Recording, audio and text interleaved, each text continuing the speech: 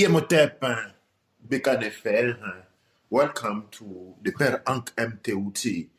Today we are receiving one more time Mbikudi from Mbikudi. We're going to Mbikudi is a cosmetic Afro-conscious company. Mm-hmm.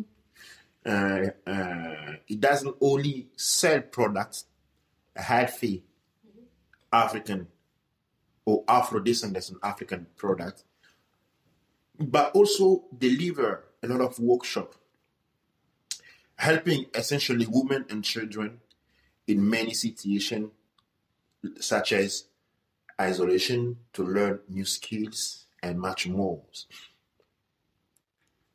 We want you today to share your experience. Mm-hmm.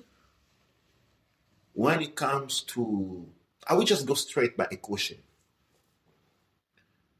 How many black businesses in the UK that you know are led by young entrepreneurs such as yourself? Wow, that's straight to the tough question. Thank you very much for having me, and I think it's my pleasure to be here today. And to answer that question, I have to say, not many. They're not many, and certainly things are changing now because everywhere I go, I see a lot of businesses popping up. I see many people with ideas. But in terms of before I started or when I had the ideas, the visibility wasn't there. And like they say, once you're actually working in the field, then you start seeing varying type of visibility. But before I started, I didn't know many in terms of, especially when you put it with young black people with businesses. Yeah, exactly. Yeah. Back before 2014, if I can say, before 2010, when my hair caught fire, I knew of none within my vicinity. Obviously, you do know of the businesses that made global success, but I knew of none from varying level. And I think it's something that needs to stop because it's unhealthy just seeing the global business. Yeah. It's unhealthy for the community. It's unhealthy also for the business owner because a business is different element and they have different turnovers as well, different elements. So seeing only the big businesses give an idea that if you start a business today, tomorrow you'll get there. Whereas there are many different levels. A real structure is a structure that has loads of it's almost like if you're trying to go up a ladder, you need to see the different steps of the ladder. The minute one step is not missing, it becomes impossible for you to go further on the ladder. Mm-hmm. So to go on top of a ladder, you need to be able to have loads of different steps to take you up. But in the black community, sometimes you see the big businesses, which is the top of the ladder, but you don't see the other businesses, which are the different levels of the ladders. Mm-hmm. So in order to claim from one step to another, either you see very few, you feel like you have to fly, or you feel like you have to go up, but you don't see the steps that take it there. Therefore, it gives a bad knowledge to the children, to the young people today, or to to anyone that wants to start a business, because you believe that there's no steps in the ladder, so the next step up is that one. But then it's only when you start the journey that you realize whoa, it's further up than I thought.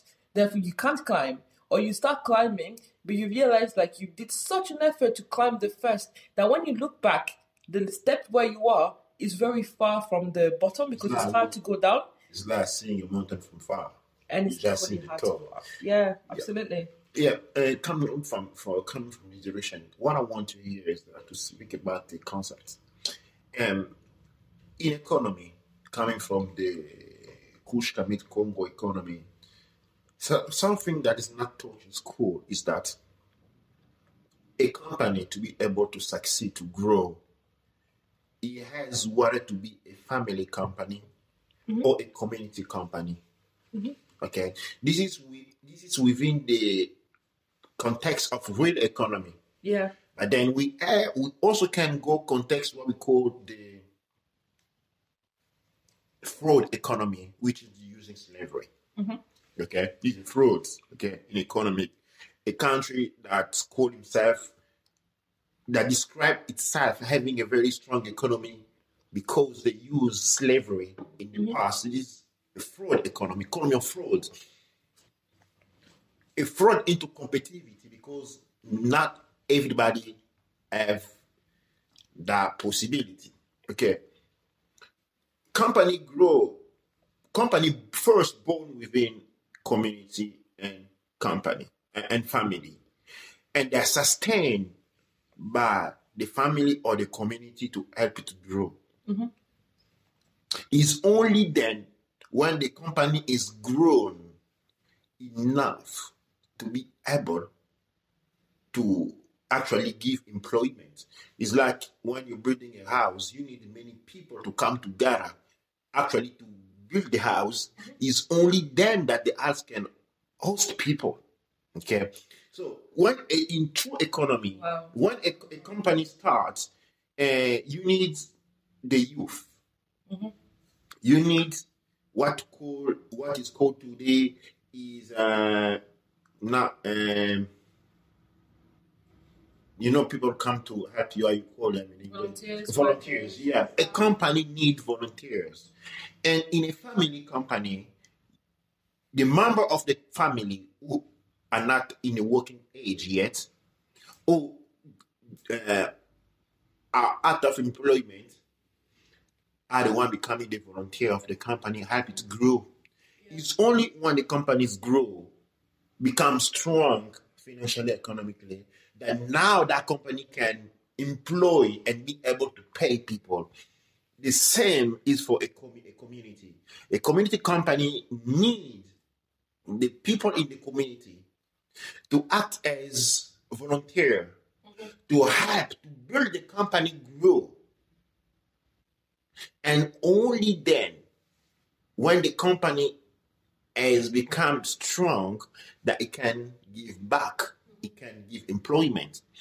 So, going straight from Mbikudi, I want you to tell us what is the nature of support you had at the beginning and you're having in the company in Mbikudi way of growing up to now. Yeah. Do you feel that, I know we talk about social enterprise in letter, in purpose, but by experience, do you feel that social companiness at all? It's wow. When you say like as a company, when you're starting and you need volunteers, the funny thing is some people will be like, yeah, but you're a business, you're making money, why shouldn't you pay the people? But the thing about it is when you're setting up something, initially you are the first volunteer for that thing. So I have been Mbikudi's number one volunteer, and I think I have volunteered over, thousands and thousands of hours every year from Mbikudi. Before he started working into it, doing the research and doing, all the great things.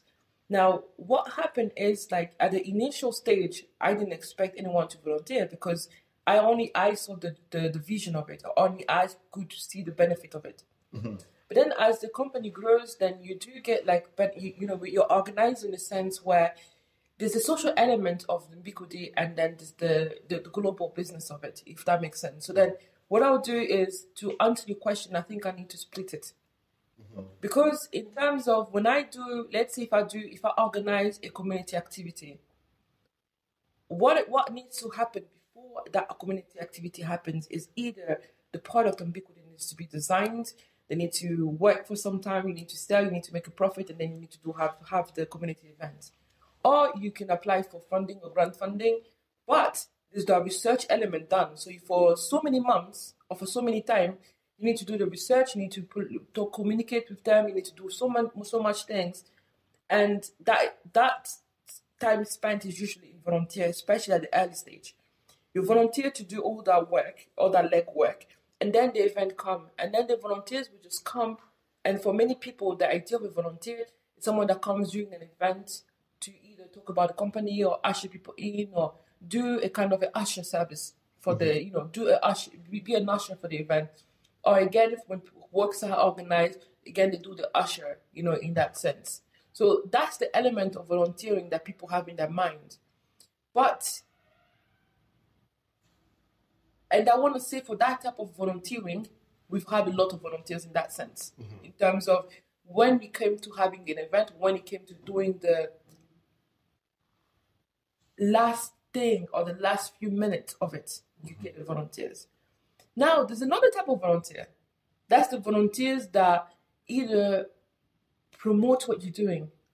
But a conscious volunteer. A conscious volunteer. With the one who's contributing to the growing of a company, knowing why he's doing it. Yes. It's not just because of a mode that now you can volunteer, so you can have it into your curriculum, so you can best sell yourself. Yes, so you have the volunteer that come in that either they can come in, for example, to offer the expertise in some cases. So you do have the people who have expertise that come in to volunteer for you. And when I say this is because I have had so many services, as a business. But one thing that I had to realize was that many people who were offering me a service were paid to do so. Mm-hmm. So this is not volunteering. So they were not a volunteer. So they did a paid service. It was a paid service. They were paid not necessarily by me, but sometimes either myself that pays it or the government that's paying for on behalf of companies. So therefore, it's a service that's being paid. But you don't get the kind of people who, and it's very difficult to get people who are passionate about it, people who want to give back something, that they would come in to either volunteer, to grow the idea, to really give the skills. The minute you get, and I've worked with charitable organizations as well, we had a board of volunteers, and what happened was the purpose of that board of volunteers was to prevent the organization from moving along, because every time something had to be done, it had to be discussed, but then the discussion would be discussed, counter-discussed, and discussed. So a decision would be taken, it would be counter-decided, and the board would move along, basically. For a small organization, we're not talking about the British Parliament or any parliament in the world. Now, as a company, what you get is you've got the other type of volunteers, for example, who would maybe come in when you're having an event, first few events, come in, stand with you and talk to people, or even encourage you, or even people who would, for example, notice that fruit working, you're not taking care of yourself, for example, come in to actually, remind you of your well-being, or talk to people about what you're doing, or even just share what you're doing as well. That is becoming, it was a commodity, so now it's becoming very, very few in the world right now, and it's specifically within the Afro community. And that means that when the community is standing up, when the community is waking up, what I noticed was while we were working for the charity and nothing was getting done and nothing was being moved along, we had so many people there. But the minute you're working and things are moving, things are changing, the people go because they become jealous of the success of the community. Mm-hmm. And I think what is wrong, especially in the business sense today, is the fact of it comes with the idea when you mentioned early on about, if you go into slavery or colonization, what used to happen was people got used to the idea, they got used to the fact that, for example, someone invents a light bulb, right? But because he's assigned to a slave owner, it's a slave owner that takes the merit of that work that the individual did. Mm-hmm. So it's the invention goes onto the slave owner's name, Edison, for example. Mm-hmm. So someone invents something new, mm-hmm. then the name goes onto the head of the thing. So initially, in some cultures, when there's a family business, the business is known for the family member. So as you say your name, they will say, that person makes part of that family business. Mm-hmm. But now the globalization has added an element, which is when the business is coming, business is being linked to individual, no longer to communities. Mm-hmm. Does it make sense? Mm-hmm. So it's even though you set up creating a social enterprise or a community, the people within the community also see the business as being linked to yourself. Mm-hmm. And I've been shocked because in some cases, some grants or some element that I have received were to support me as the individual. Mm-hmm. So it was through my own name to support me as the individual, coming away from supporting the organization itself. Mm-hmm. So, but the thing about it is, me as an individual, I need support, but also me as the individual who represents the business, I need support. Mm-hmm. Now, and the business on its own needs support. Now, if the support of the business is coming to me as an individual, it means that there's a conflict of interest, or not a conflict of interest, but there's that extra strain that's done because as an entrepreneur, you're fooled or you're led to believe that you got supported. So you think it's your well-being. Then what happened over time, you forget about your well-being, essentially. So you forget about your well-being because you believe you were supported, but actually it's the business that was supported. And I think it's something that needs to be very clear there.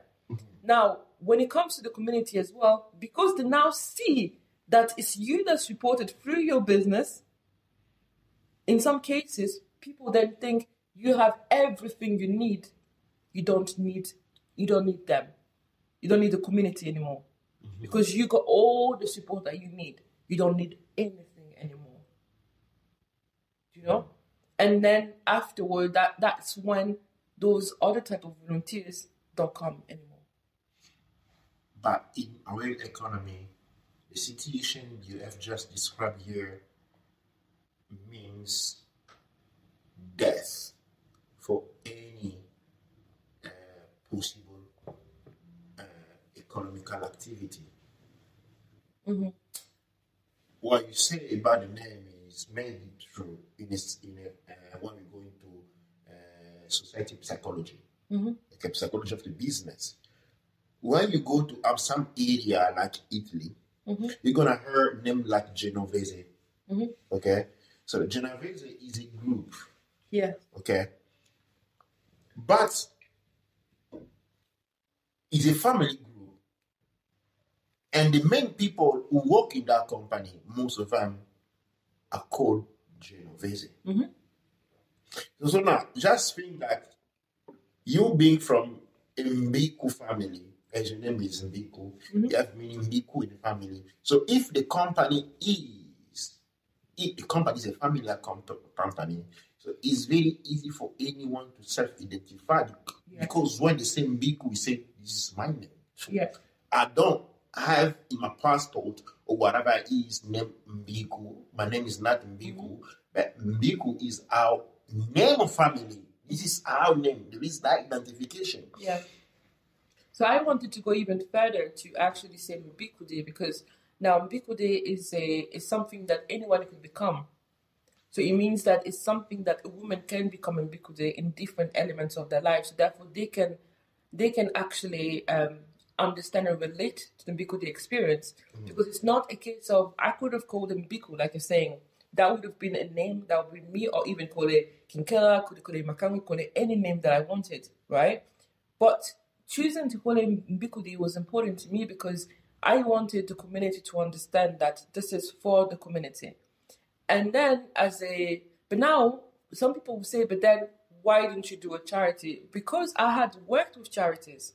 I had worked with community organization.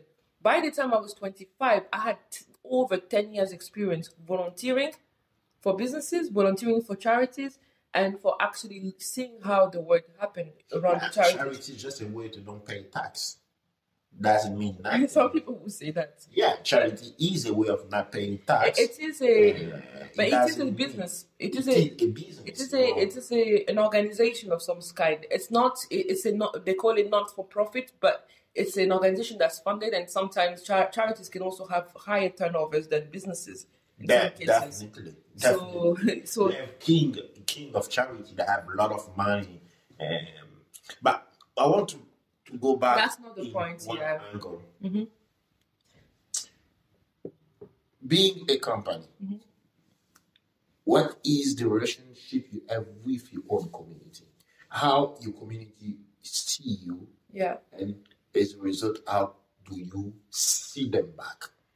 I think it's been I will have to say a lot of misperceptions, because initially, as I mentioned, with my experience, I knew the social issues in Glasgow or within my local community. I did know that my message eventually would reach a worldwide audience, because it's a worldwide message. Why? Because I'm a worldwide person.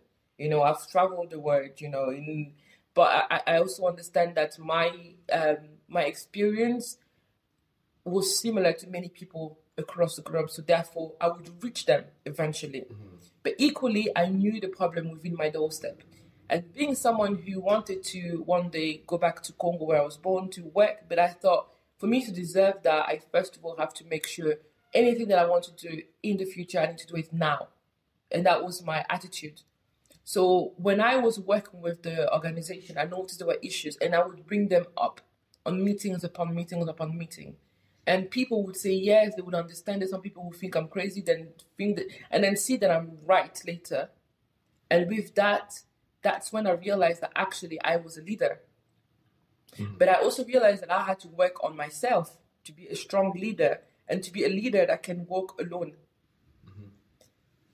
Not little did I know that would have been vital for what was to come. Mm-hmm. Because what happened is and the reality of a business is that when the idea is, when your business is, or your social enterprise is seen everywhere, you have support everywhere. Mm-hmm. But once it's not really seen everywhere, then people don't see the support. But then for Black business, that could be a mixture. It could be yes and no, because what happened for us especially was I was working from home, initially I was working from home, and anytime I had activities, I'll bring different groups and I'll bring them together. But then because I was selling a product, what I noticed quickly was that in many cases, there were a lot of misperception and a lot of vultures in terms of, I quickly met people who, I met people who helped, yes, but I also quickly met people who wanted to take advantage of the fact that I was younger, take advantage of the fact that I was young, and take advantage of the fact that I was selling a product to do nothing but to benefit as well from that. Mm-hmm. And then that was that kind of volunteering. So self-sabotage. So then what I found in the community was automatically there's that assumption of I'm selling something, therefore every time I'm selling, there's money coming into my hand. So that means that I have money all the time. Mm-hmm. And that means, but now that realization was very, and it's something that I had to see. And when I came to that realization, it's very hurtful because the whole purpose of a social business is that when you have a profit, is that you will use it for the community. Mm-hmm. Now, when you use the profit for the community, in terms of you get sometimes you get a sabotaging where you get less support, right? Mm-hmm. And we, especially in the early stages, it was something that I had to learn where we've grown past that. So I'm giving the experience of what I went through. Some people may have a different one, but I do believe that my experience have a right to be heard also. So this is my own personal experience. And anyone who feel they had the same, great, let's talk about it. So then what you find is at the early stages, once you're doing an event, and in one case, we even organize an event with our profits. So we organize an event to thank the community, but to get the community together. So what we did is we started working with some other organization who focus and who decided don't have a product to sell, but we focus in working with a group of people. So we say, okay, we come together, we do something together. But then what you find is on the day of the actual thing, the contract was not respected.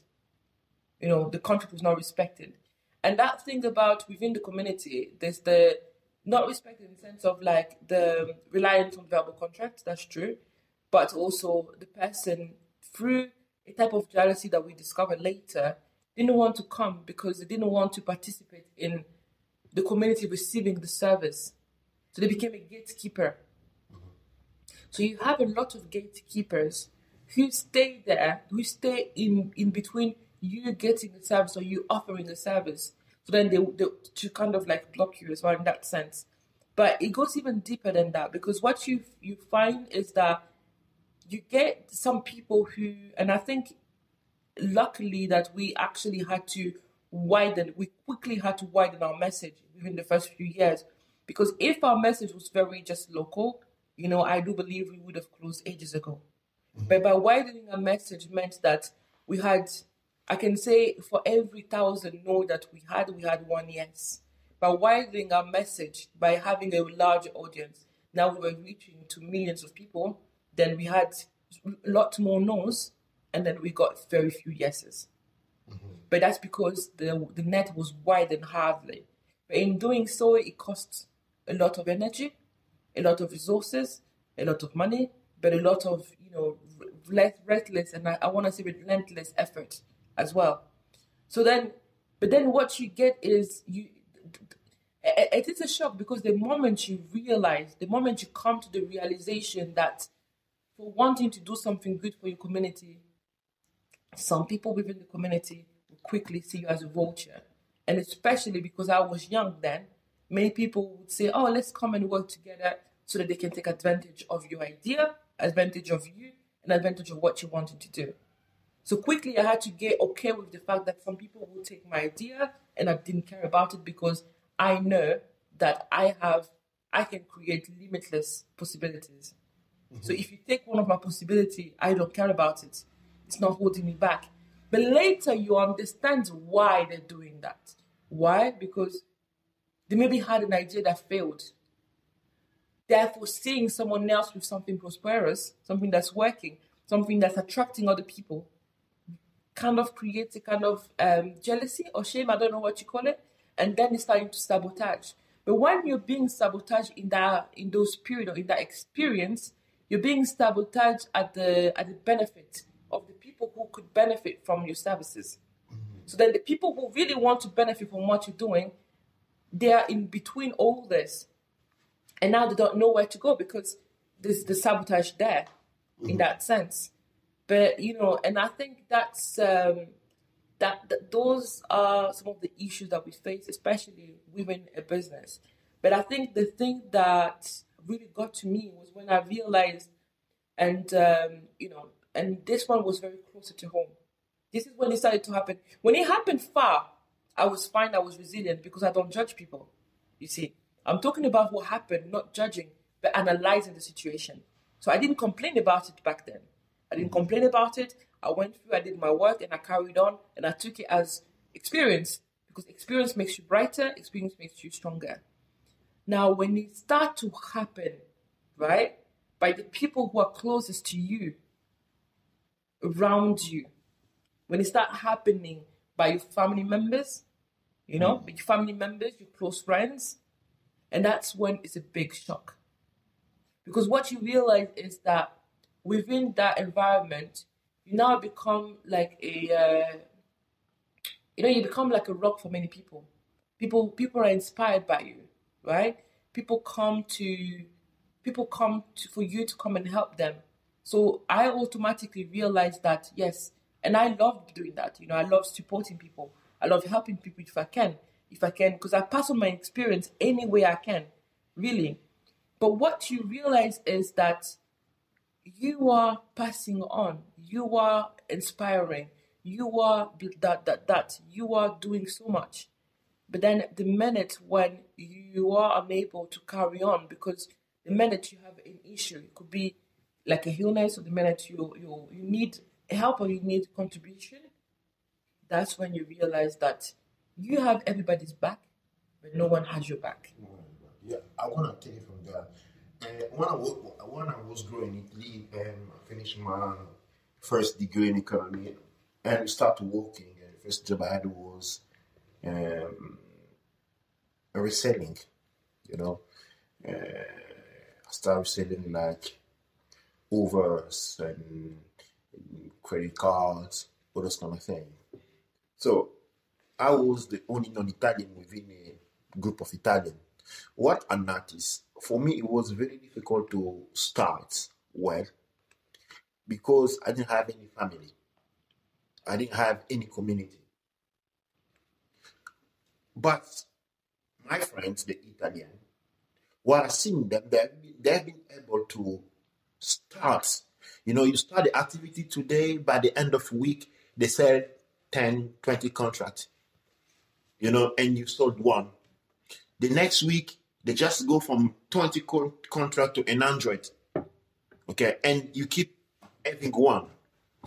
So, what I tried to study that, what I noticed was that as the moment he got the job, the first thing they did is going to tell the mom, dad, and brother. Now, the mom, dad, and brother are gonna tell the family, and the family gonna tell the friends, and the friends to their family, and the family to their friends. So the guy had just to take the employment, and part of the marketing is done by the family.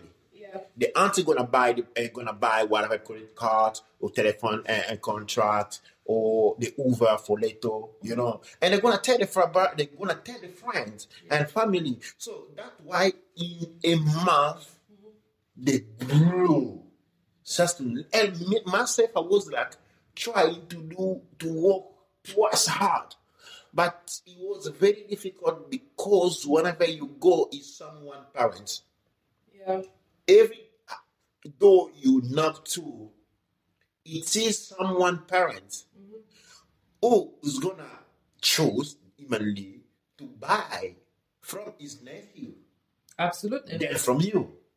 So the backup in the community is massive, is huge, and I say many parts of the marketing is done by the family themselves. Can you say the same when it comes to Mbikudi? Absolutely, 100%. 100%.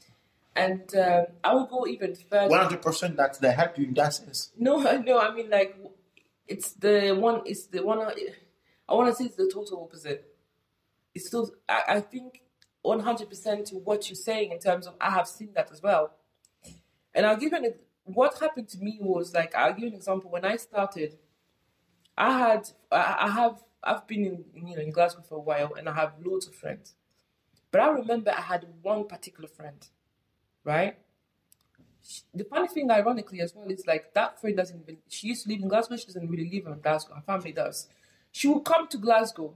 Every time she'll come to Glasgow, she'll ask me either to do her hair, she'll test my new product, she'll test everything that I have, and then she'll buy a product. So she was my early adopter, my early customer. Why she'll buy it is like, sometimes I will do her hair, she's like, actually, I want you to give me a service so that I can buy it, you know? So I started doing that with her. But then what happened was like, she was, we were having a good time. She was giving me a service. And that helped me also to carry on because I could see that she could use it. She was giving it to people. She was sharing it. And she was that one person. As a one person, she was doing the sharing what I was doing, taking the services, buying. So she was volunteering in actually sharing the message, right? Volunteering in buying the product. And then she was also taking the services and then recommending and buying for friends. So in one person, and that was that was even before we had these beautiful labels, right? So she was doing that. That was even before we had the beautiful, packaging and everything like that. But she was just taking the service as it was, and then it enabled me to carry on to do the stages. That was one person. But what I realized was like, no, like, I'm not going to cite her name yet. She knows herself. Because I feel like, in terms of like, I want her to, she knows herself, so I'm not going to say her name. Because I think it's beautiful and I want people to become like her. I want more people to become like her. Gives people an image to walk around. One is personal. When you give someone an image that is close to them, they know how to identify with it. If it's just an imaginary, it's very difficult to walk around it. So what do you guys think? Do you think I should give the name? Yeah, because it's a tribute to her, actually. No, I'm asking the audience, what do they think? Do they think I should give the name? If they carry on watching, maybe I'll give the name towards the end. So then she was there and she was amazing because she was really, and in a sense of a way for me, and I said yes because out of many people, it was like she became, she was one of the strength for me, Obviously, there was you yourself, like my husband, that was helping. So you were there, you were helping. But La Mama, it was different because I said her name. So it was different because she was there and she was a good friend. So I could talk about the struggles that I was going through as a business. She didn't use it to judge me. I didn't appear weak to her. So she's seen the business with like the infancy, with the fails. I didn't look like, at that time, I wasn't competing against L'Oreal or anyone then. Nor am I competing with anyone because I don't think business should be a competition. I don't compete with anyone.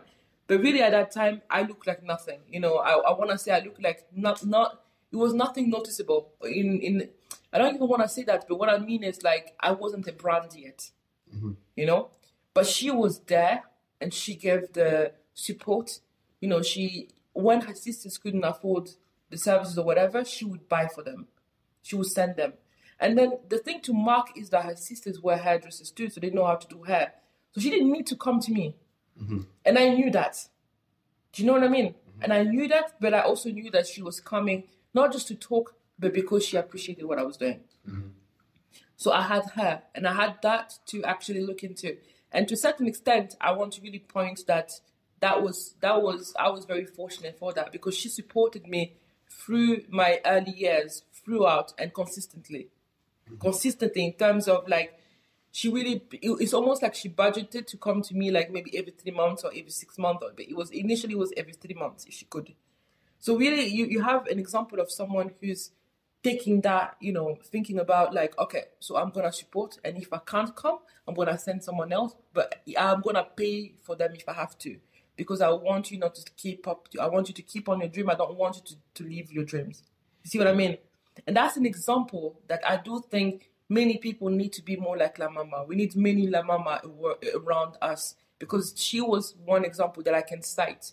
And with that, she influenced her sisters. Her sisters also come and they supported me.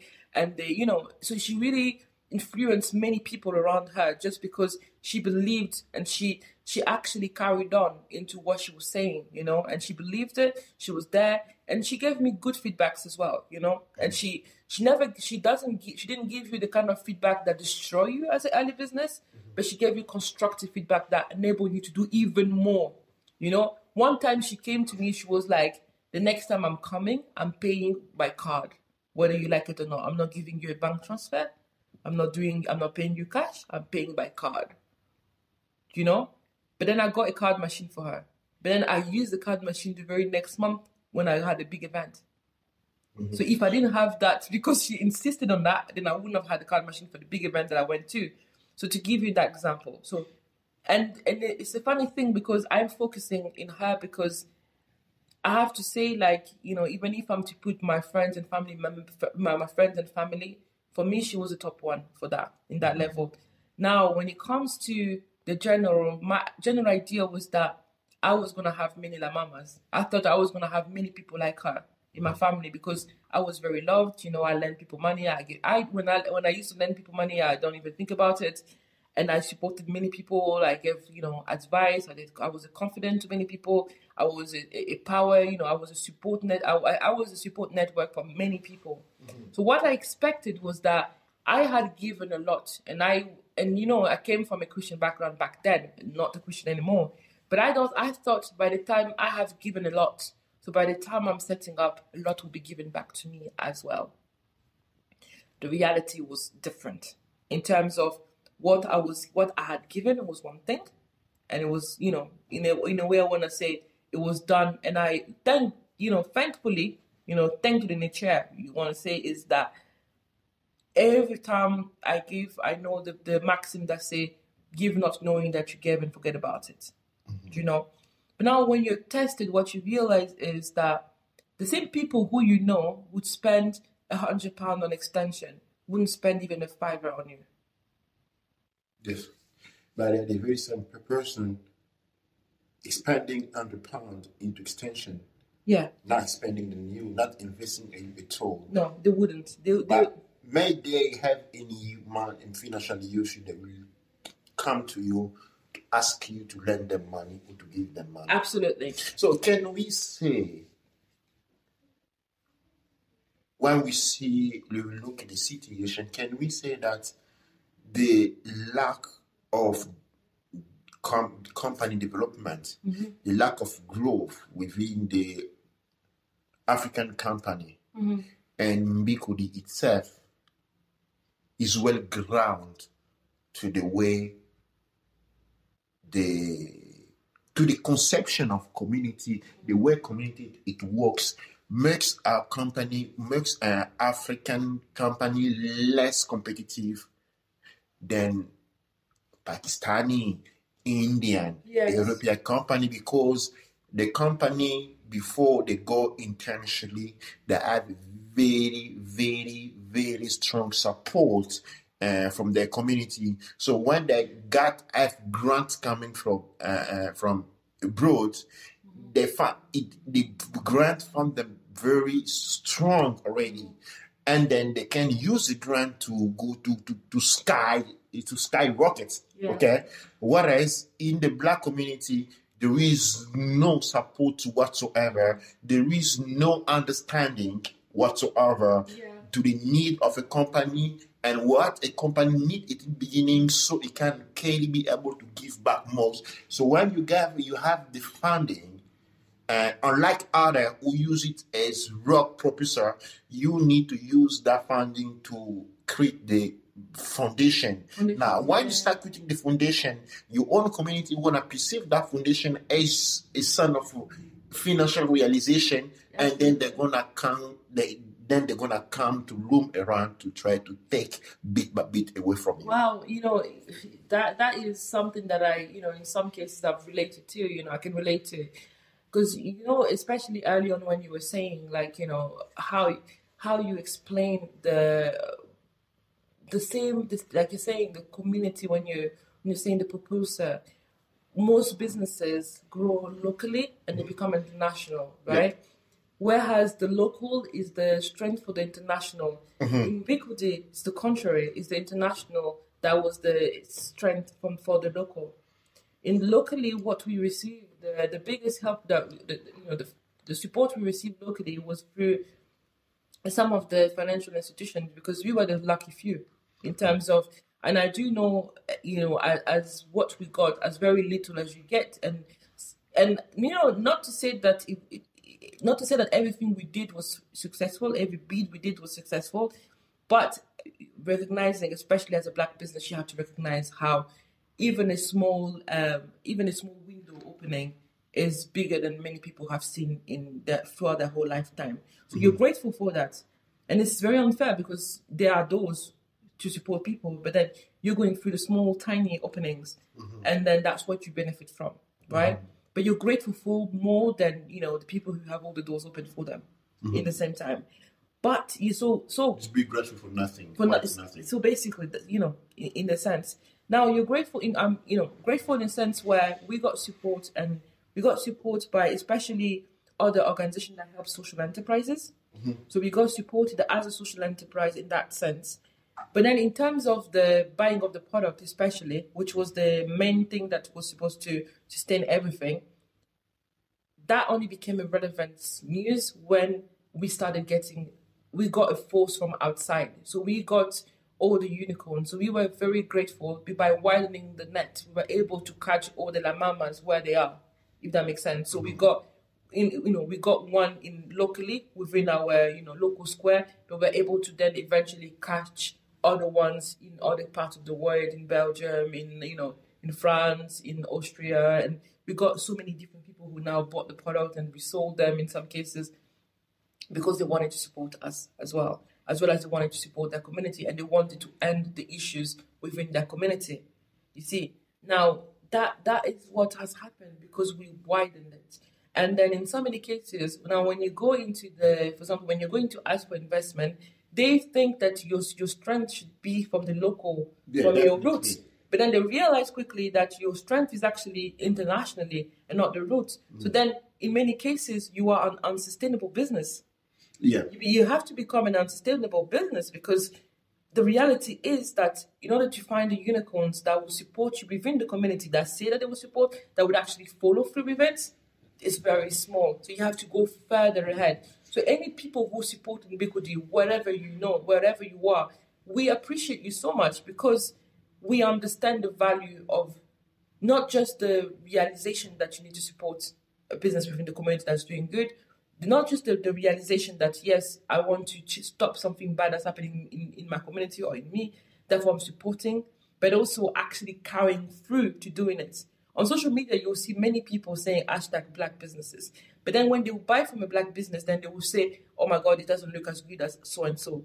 I don't compete with L'Oreal, because L'Oreal has been running for more than 20 years. Why do people say buy black business, black to black, and they go buy material from China? But they keep going, calling it. They keep going. Yeah. So, for example, you'll get an example of someone going to KFC and having an experience with KFC. So the minute you open your chicken restaurant, they will compare you to KFC. KFC's been running for a long time, and it's an international Mongo, basically. Yeah, that's the question of miseducation of the miseducation as well. So then we are also faced by that. So people would expect you to have a structure, relevant, or to offer a business, a customer service. Because I do believe that with Mbikudi, we offer a high level of customer service, especially being a small local business with international reach. But people would expect the service that they would receive in larger retail companies who have a budget, who have a budget for marketing, for design, for everything. They have a budget for everything, whereas you do not. How do they have a budget? Is because people would buy from them because of the adverts that they've seen on TV, for example. Whereas in your case, then you have like a case of like, yes, I would love to give you all those services, but for me to do so, you need to invest in me first. So understanding that before a business gives something to people, especially the larger businesses, they give back, and rightfully so, because they've been invested in, not just by the investors, but also by customers and by people who trusted them, by the adopters, so by the community. Now, in our case, it was a case of understanding very quickly that, yes, there's a growth potential, and there is, because I do believe that, we are at the start of a revolution, especially for the way skincare and haircare is done. And my focus is always on the people like Mama, who see the belief and see the need and actually would, tell us about it. And but then the problem comes to the fact of like, there's a big isolation as well, because you kind of have to isolate yourself, because when you go out, when you see people, automatically you realize that you're no longer what they seem you to be for. I remember watching movies, you see how someone may be getting famous and then stopping to visit their family members, to visit their friends they grew up with or their family members. But what you realize is part of the reason why that's happening is because they've changed the way they look at you. They've changed the way they interact with you. They will change the way they deal with you. Therefore, you take the space that you have to take. Oh, yeah, definitely. Definitely. I think by going to close, something very important that is been known as a company is not sustainable because it's not international. Yeah. Okay. Even when we go into advertising, now because people have internet and satellite television, people have lost control or forgot the sense of advertising. 20 to 40 years ago, a radio channel was local and television was local. Any state or any region has its own radio channel and own TV channel. So the broadcasting or advertising of a company was direct to the community to let, hey, on the angle of the street, there's me. It was never about telling people who live miles away that you can buy from me. So because this is the basic neural system functioning, okay, a company who doesn't have the support of his own community is not a society that can survive long. Yes. Why? The international context always change. International dynamic always change. What we call international dynamic is community dynamics coming together, not individual coming together. International means community coming together. That's what we talk about international. But 2, 3 people, 4 people coming together, this is not international. So, international dynamic changes. you know, but the community dynamic never change. Never change. So that is why it's important for the community to understand what I'm saying. What I'm saying is that if a community doesn't sustain its own businesses, will bring them shoes, food, services, wherever it is. If they rely on the international one, as a result, they destroy the local community business.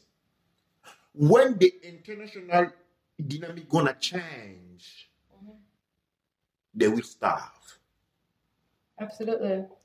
And I think it's true about the international and non-international, like you're saying, international and local. But I think it's also true within like community and other communities as well. Because what we've realized, for example, in Mbikudi, the strength was like at one stage when we started promoting the product, we moved from English to using French, using Lingala, especially Lingala.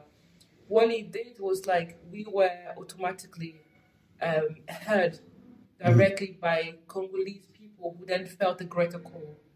It's almost like by the time we started speaking in Lingala, we awakened a consciousness in them. So it was a consciousness of the fact of like it's almost like they identified with us because we spoke the Lingala language. Therefore, they realized that we were part of the global community in terms of, in a sense of, we were part of the Lingala made us local to them in a sense. Yeah. So and it was the same with the French as well because the message went further.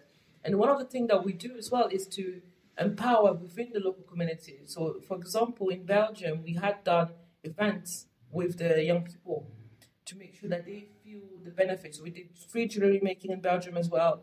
And we also did a youth event with Mbikudi, Belgium, where the kids got to learn about empowerment. We talked to them about the hair, the photo shoot for the first time for many of them. And, you know, really, those are the elements. So what I'm saying is, in terms of like the thing about the community is that every single one of you listening to me right now, like every single one of us, we all have a financial power. We all have economic, power. We all have a power. So meaning that whether you're buying your bread, whether you're buying anything that you do, anything that you put your money, your time, your energy on, today we know that watching a YouTube video can make millions, watching can make money. So watching being on Instagram, being on your phone, buying your phone actually funds activities behind it as well. So the only thing is awareness. What I realized was that the lack of support came also by the lack of awareness or the lack of consciousness from the community, from the buyers, because the community was led thinking like, I have to get the cheapest option, for example. And sometimes I have to get the extensions to be beautiful. I have to spend 150 on the extension to look beautiful. I have to get this option because I don't have other options. So the minute you start educating the community gradually, and that's what happened, the thing changed. The thing changed. So our message was accepted in Glasgow, for example, firstly by the vegan community. The vegan community, which is predominantly white vegan community, that took the message. So once they started talking about the message of Mbikudi, that's when the Afro community in Scotland actually thought, oh, you exist. You see, oh, you exist. But then that's when they start now looking for you. But in the same time, they're coming to see why the European or the white community looked into you in the first place. Yeah. But not genuinely to have the problem solved. And then we witnessed different level of awareness for people. Different level of awareness for people. And we also witnessed people who had spent, thousands of pounds, hundreds of, euros or dollars to get solutions for the hair, to get the hair growth or whatever.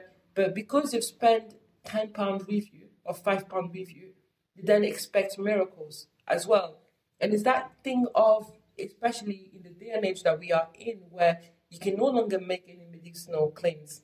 You can no longer make any, claims to do anything magical or anything like that. But people expect you still to do that. Does it make sense? So they expect you to do that at the same time, but they expect you to also be professional about how you come across. But they expect you also to be, to bound your will to them. They expect you to spend hours over the phone with them to kind of, talk about it.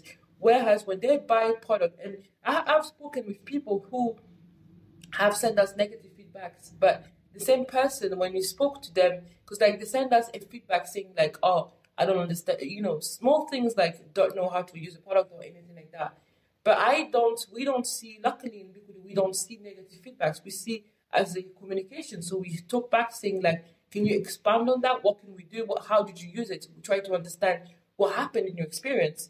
And then the same person will tell you that, oh, I used to use extensions, and then the extension lost my hair because the extension had burned me.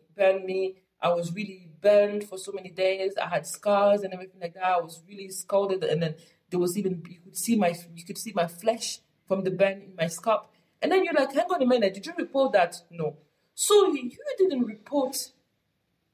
report the fact that this thing left your flesh open. You had more than a first, second degree burn. You didn't report that, no. But you are reporting. You're coming to us to complain because an oil left your hair too greasy, whereas you got burnt on your hair but you didn't report it. And then that realization with that person, and they tell you, because I felt like with them, in any case, my message wouldn't matter, but with you, for some reason, I feel like you would hear my message, you would hear my feedback, and you would take consideration of that. Mm-hmm. So that conversation changed my way with feedbacks, because initially myself as well, I used to feel like it's only when you're black business that the black community will come in harsh critics on you, whereas they have poor product quality. Because we used to buy hair products in ghetto. What do I mean by ghetto? I really mean it was like unconventional places. For example, like bleaching and skin bleaching products are mostly banned in the UK. So people have to buy in weird conditions because they're banned, and there's a lot of contraband, there's a lot of contrafact, and no one actually would complain to those companies. There's been death with hair extensions.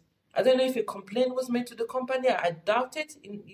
So all those elements are there, and then all those elements are come up to lack of awareness. And this is why as Mbikudi, I do believe we have the privilege, because our community can get to be educated on matters like that, and they also have a voice in how they can shape us to reflect them for real. But then the hard thing was that when you come to and this is where I'm coming to that realization perhaps today, which is that you come to a realization that you are giving a service, you are you're sustaining people, you're helping people as much as you can, but then there is no support network for you. Then the thing is, like, who has your back? You can have so many people's back, but who has your back in that sense? And I think when you realize who has your back, you realize that, for example, when you're burnout, but you still have to go to work. And in some cases as well, it's like especially when you have employees, you've got very little resources coming in, but you still have to pay the staff first, always pay everything first, and then come to months and months and months and months and months without paying yourself for so long. But then the problem is, within those periods, people see you and they still think they can squeeze something out of you. And you're thinking, I'm offering a service. And in some cases, I've even said in terms of, like, you see people who on a personal level would be like, oh, can you help me? And I'm like, I offer a service. I don't need people, even just in social media. I need someone to help with social media, someone to share the message or whatever. Can you at least come in? If you want me to help you, do an exchange where you do this and then I can help you as well because I do need that. And they're like, no, I don't have time. I don't have time for that. I got things to do. I have things to do. But you help me. Give me money. Give me money, help me. And recently I've had to say no to a lot of people because I've had to willingly teach myself the lesson to be like, if I'm not paying myself, I can't, do anything. And especially with my close family members, I've installed a new system which is like, any kind of contribution will be appreciated. Right. So any type of contribution, whether it is your expertise, your time, your awareness, that was what. But it took 3-4 years. It took 3-4 years of hard grind to come to that realization. And I can only talk about it because I've surpassed it. When I was going through it, I couldn't talk about it. Because I was going through the motions, When I was going through that, I was more so, suffering from that. And sometimes the awareness also is due because I wasn't aware exactly of the reasons why people were acting like this. So I took it as a personal thing. So when people would talk bad about the product or, when people would downplay it within the circles, what I thought was me. But then when I realized that there was an element, as you're saying, a different element, a sort of element of jealousy in some cases, and an element of people wanting to take advantage of me being young. And I had cases where some people who were meant to distribute the product thought that I could come into their way of thinking for them to distribute the product. Whereas I'm an individual. The business is the business. The business doesn't have, it has a legal personality, but it doesn't have a physical personality. So I can have my own personal life and the business can have its own life. So yes, the two seems combined, but I was never meant to be the face of the business. And that's the thing. Some people think that I started the business because I wanted to be popular. I wanted to be known. But actually, it was because I wanted the story to be heard. And I wanted many people to be inspired by my story to do the same thing as well. So all those elements are really, things that I've had to work on and I've had to grow. And I'm very fortunate to have had the opportunity to grow as well. And I think it's, for me particularly, it's very important to realize what you're getting into. So if you want to start a business, just know that, yes, it's very interesting. Yes, it could be a great opportunity. It could be very, very good, in many cases. But be aware, of everything. Thank you for being here. So, for everyone who has the question, why, especially in the African, I'm not talking about Afro-descendant, it's a different situation when it comes to business. But when it comes to the question why we don't have sustainable business. Black African business are sustainable. Why don't we have them? What don't we have beautiful shops in our streets? What do you have this beautiful? What do you have this beautiful? You have the question. The answer is you. We don't support. We want to complain. We say we don't have. But even someone put his money there to do that, we don't sustain that. So we don't understand we don't understand the process, and this is, I understood it even watching myself, because in doing Mbikudi, I've realized that there's a whole process. So we don't understand the process, and my fortune was the fact that I had been with other organizations before, so I knew some of the elements. But for someone new coming straight in and actually investing all their life savings to do a business and going full blow of thinking like, jumping, knowing that, like, when you do the trust exercise with the community, so you do, like you're saying, you start a beautiful shop, you organize it, you put money you invest money to decorate it, you invest everything, and then you jump, you do the plunge, thinking that, okay, trust exercise, people will catch you. What happens? They don't catch you. So you fall flat on your face. When you fall flat on your face, then you have to pick yourself up, and then you have to see what can you do. And for many people, they have to close. Because in some cases, you have like, people prefer the fast choices, who prefer the what they're used to. It's easier for them to say like such and such smell, such and such does. But the problem is that in many cases, and I know because I even spoke to a business in Belgium, in many cases you have to go through a lot of a lot of battles with like doing all the VAT. So you have to do VAT, you have to do the HMRC, you have to do the registration in the business. So you have to do all the kind of like legal requirements, all the accounting requirement, all the local authority requirements for, especially for an African shop. So you have to do all the health and safety requirement, all those requirements. So you have all this to go through, but you also have to go all through the perception of people talking bad about you, people saying things about you. So people being sometimes they'll say like, oh, we don't want to, they don't. For me, in many cases, I had people not buying from me because they knew me as a maker, and then in their mind to buy a product, it has to be from someone you didn't know. The miseducation of the Negro. Absolutely. Oh, I will go for say self-hatred. What we're facing today is the consequences of racial self-hatred into businesses. Dua lecher, dua amonara, dua nebcher.